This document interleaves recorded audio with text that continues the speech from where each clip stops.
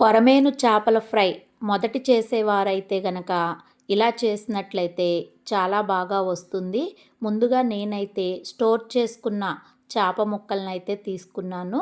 దానిలోకి కొద్దిగా పసుపు, ఉప్పు, అలాగే ధనియా పౌడర్, జీరా పౌడర్, గరం మసాలా, తగినంత కారము మొత్తం కూడా వేసుకుని కలుపుకున్నాక కొంచెం అల్లం వెల్లుల్లి పేస్టు, అలాగే ఒక నిమ్మకాయ రసం కూడా పిండుకుని నేనైతే మసాలానైతే ప్రిపేర్ చేసుకున్నాను. నేను చూపించిన విధంగా కొద్దిగా ఆయిల్ వేసుకుని మనం మసాలా ప్రిపేర్ చేసుకున్నాక మనం స్టోర్ చేసుకున్న కొరమేను చేప ముక్కలు స్టోర్ చేసుకోవడం అంటే ఏమీ లేదు. మనం తీసుకొచ్చిన రోజు వండడానికి కుదరనట్లయితే కొంచెం పసుపు, ఉప్పు, కారం వేసి ఫ్రిడ్జ్లో స్టోర్ చేసుకుంటే ఈ విధంగా వస్తుంది.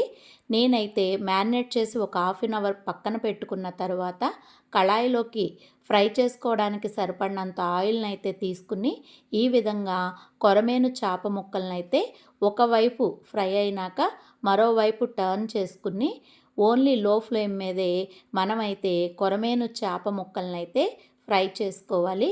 ఫ్రై అయిన తర్వాత ఈ విధంగా మనమైతే తీసుకున్న తర్వాత దానిలోకి మనము 4 పచ్చిమిర్చి, 4 కరివేపాకు రెమ్మలను కూడా ఫ్రై చేసుకుని చేప ముక్కల్లో కలుపుకుంటే కొరమేను చేపల ఫ్రై ఎంతో టేస్ట్గా ఉంటుంది.